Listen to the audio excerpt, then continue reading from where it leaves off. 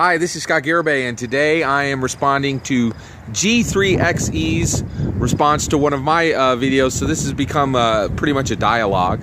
And so I did want to just say, start out by saying thank you very much, G3XE. I put forward some ideas, and they came back, and you came back with, some responses on those. And it was really just fantastically valuable because it really helped me put into perspective where I was heading, and then it gave me some ideas that I absolutely would not have had on my own. So I just wanted to say a huge thank you. So here's my response to your to the ideas you put forward. So one, I had proposed that we get rid of HP, and I want to say real quick. So this is what is the next next modern tabletop role-playing game? What do we make that look like, right? And so one of the things I had said was, let's get rid of hit points, right?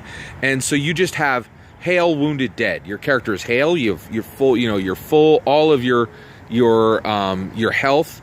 If you're wounded, you've been cut and you're bleeding, and you're harmed, right?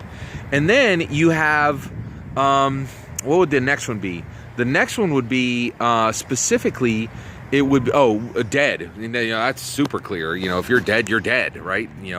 Now, G3XE came back and he said, okay, I had thrown in Daunted, right? I was like, wait, why don't I put Daunted between Hail and Wounded? Because I wanted something to be in there, right?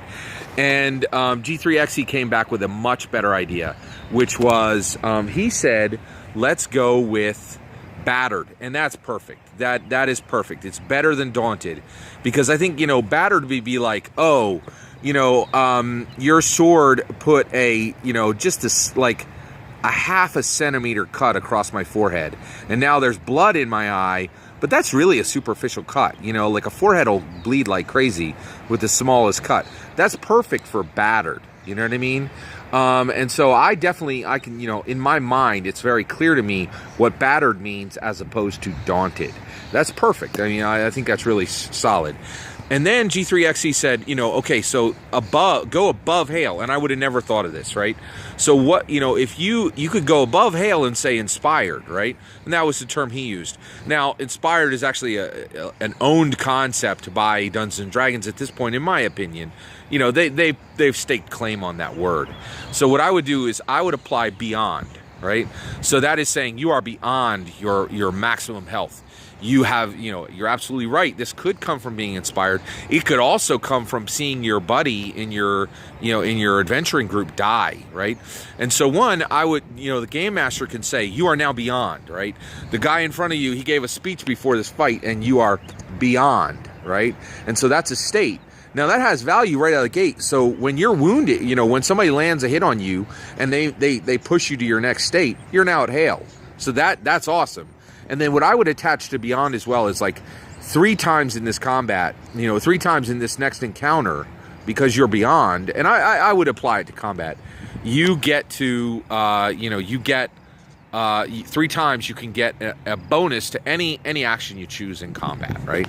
So Beyond really is really valuable, and that's a great state, to say I'm beyond just being healthy. I'm like I'm ready to go. My adrenaline's high. I'm ready to rock. Let's do this, and that's awesome. So, G3X3, great ideas. Battered so much beats Daunted, and Beyond, the concept of it, Beyond, I think I would have never come up with that. So that's really helpful to me. Thank you. All right, so, another thing, when you were talking, I got a lot of ideas, right? So one of the things is, you gave feedback that, hey, it's solid to do Drudge. One of the things I've been talking about is power categories, 3 power categories for characters. And really, I hadn't even thought about this, but G3 actually pointed it out.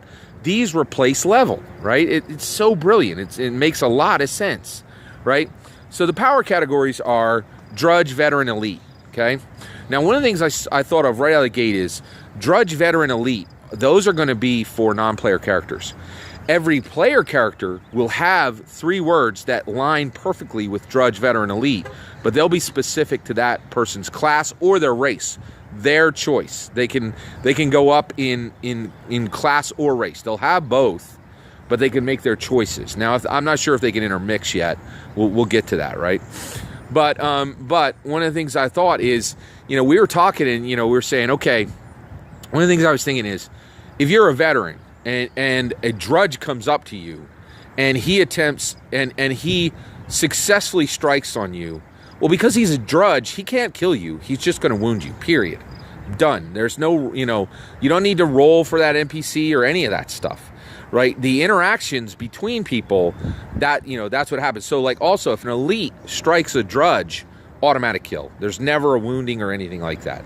So, interactions of what happens when, an elite strikes a drudge or when a veteran strikes a drudge, those can be mechanically made, and we know what those outcomes are immediately, and there's no roll. It just happens based on what the differences are between those power categories, right? Now, one of the things I was thinking is I think one of the things most invaluable about G3XE's site is his mixing of fantastic skirmish and war game knowledge and Dungeons and Dragons knowledge, right? So one of the things he said is, what about break? When do they run, right? So that's a great idea, right? So one of the things I was thinking is, one of the things because I'm trying to get to this 10-minute combat. We're trying to get to the 10-minute combat. We're trying to get to the 10-minute combat. And so one of the things I was thinking, and I would not have thought about this until I listened to G3XE's response. And he said, okay, and I was thinking, okay, we come in and your veteran sees, your PC veteran sees an NPC drudge, right? Well, one of the things I would have right out of the gate is there's no, if a PC veteran goes against an NPC veteran, he rolls to see if he hits, right?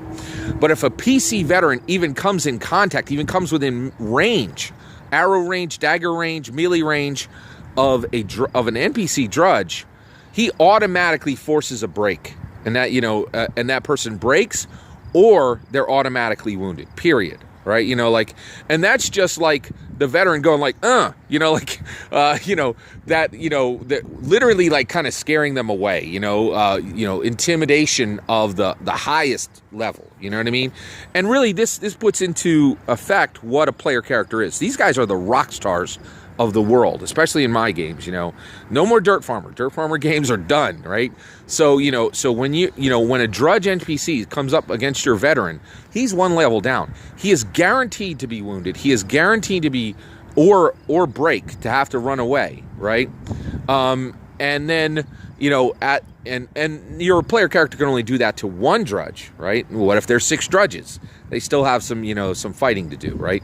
And one of the things you can have is, you could have combats where, if 4 player characters come across, 4 drudges, you just tell what happens. You say, okay, your guys wound these dudes, and then on the next round, 2 of them run, and if you want to kill them, we can make some combat here, but you can disorient them and capture them or make them also run away, and there's never a die rolled, right? And this again is just making that story go faster and faster and faster, and stripping down the modern role-playing game from why are we doing that? Why do we want to get it faster, faster, faster? Because the benefits are immense, right? If we can take that 4-hour game that happened in 1974 and turn it into a 90-minute game that can be taped and put on the internet, you're showing, like, every single time you sit down with your friends, if you can show a 90-minute game, right, where there's a full story told, you're presenting a movie. Our Dungeons and Dragons games can literally compete with films, right? Like that's where we're heading. And G3XE, just thinking about what he said is helping me to get there. And that is really, really brilliant idea. And that would not even come up in my head if I hadn't heard what G3XE was saying. So, really, really cool idea. G3XE also, he said, let's make a monster creation system. Brilliant, right? Just throw out the entire monster manual and just have an ability bank, and every monster can be created on the fly or is brought custom made by the game master. And you can skin anything you want. You can go to the Dungeons and Dragons, the Dungeons and Dragons book, and skin everything you want, and it's just a pile of abilities, right, with a brand new name that you attach to it, and you as a game master are giving an awesome new description. And now that goblin has he has purple skin, and he has glowing orange veins, and he has 4 eyes, right? And that's how you describe him. And in addition to that, he is fully a goblin. You know that, but he also has a poison ability with his claws. That's brilliant. A monster creation system is absolutely brilliant. And it also goes to the modern tabletop role-playing game should be a 99-page, it should absolutely be a 99-page book, right? It's got to be under 100 pages. And why are we doing that? So that we get people. Right now, if you're a tabletop role-playing game, you're a person who reads 300-page books. Not everybody reads 300-page books. There's an entire class of people right now who are reading graphic novels, and that's their main. And they might read a 300-page book every now and then if they have to or if they want to, but it's not. But they're like, 300-page book. Let me go read 3 graphic novels. And if you have a 99-page tabletop role-playing game core rulebook, that sweeps in a whole bunch of new people that can play. Not who are less literate, but who just, reading 300-page books doesn't fit into their life. And I want those players. Right? So, and I want to, because I want to double, triple, I want to go 10 times over where we're at right now. Right? And so, but now, get this. All right, now G3X3. The moment you said monster creation, you then went into the magic system, and it's absolutely right. You're absolutely right. We build the spells custom. There's no spell book within the core role-playing book. It is a system where player characters can build spells on their own. So here was, just based off of what you said, I bounced right over to this idea. Okay, creation. So you have a spell system, right? Creation, destruction, change, hide, enhance, diminish, right? So right there, and here's how you do it, right? A wizard rolls into town, and children run up to him, right? And he uses creation spell. Now, he is only a drudge, right? But he says, I use my magic of creation, and I create a rabbit. And I just pull it right out of my, my wizard robe sleeve, right? And I put it down, and the kids all run off after it, and they giggle and they wave at me, and they're enamored with my power. That's awesome, right? That's really cool. It doesn't take anything away from your game. It gives the character, some really cool abilities, right? Now, what happens, and they could do that. They can create a million different things, right?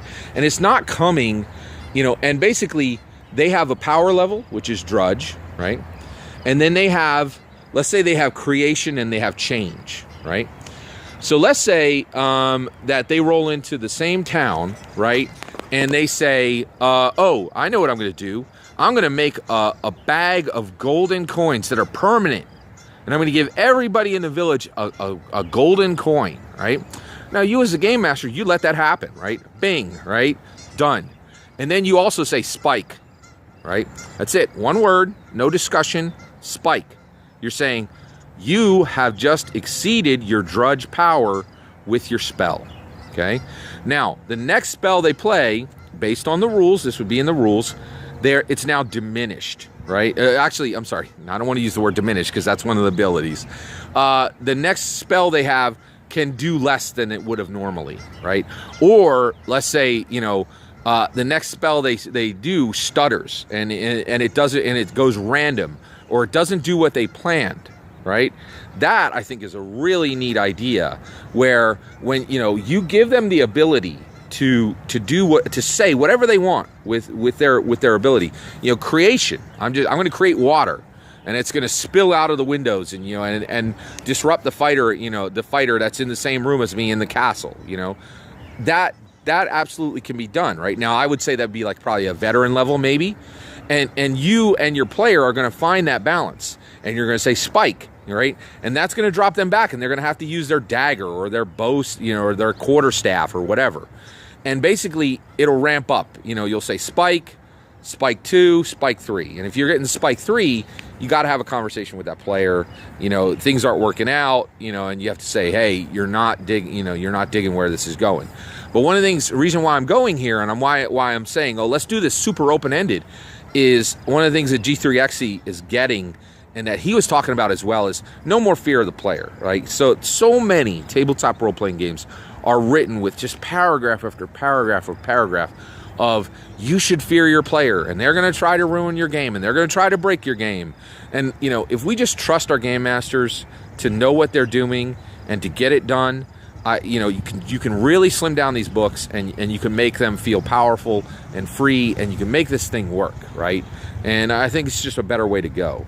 So I thought that was a really cool idea, and it just came up from listening to what G3X3 had to say. The other thing is that also, so the idea of the monster creation, that really kicked in. I realized, oh my gosh, you know, like this is what we do. Monster, it's just a grouping of abilities. Spell, it's a grouping of abilities, right? Well, guess what? So is an attack, right? And I realized what we need to do is, you know, one, if you know, if a veteran PC attacks a drudge, you knock him down and he's, you know, and he's wounded or he's dead, either one, right? You don't have to spend a lot of time on it. But if a veteran goes against a veteran, right, and he slashes him, right, and he gets that roll in and he slashes that other veteran, you know, if a PC veteran slashes an NCC veteran, that slash can have so many things attached to it. Just one sword slash, right? You could go with, okay, the game master can then say, based on their level of success, or you know, or based on their class, or a million other little categories, did it blind that person? So the slash wound, it wounds them, but it also might blind them. It might unarm them. It might cause them to bleed in addition to the wound they have. It might push them back, right? So essentially you can add, so you have a bank of effects that happen with each attack, right? And that way, you know, what we're getting rid of is never again in the next modern tabletop role-playing game, you never hear, oh, I swing my sword. Okay, roll your die. Here's an 18, right? You do 46 damage, right? And then they roll it and they're like, I have 17.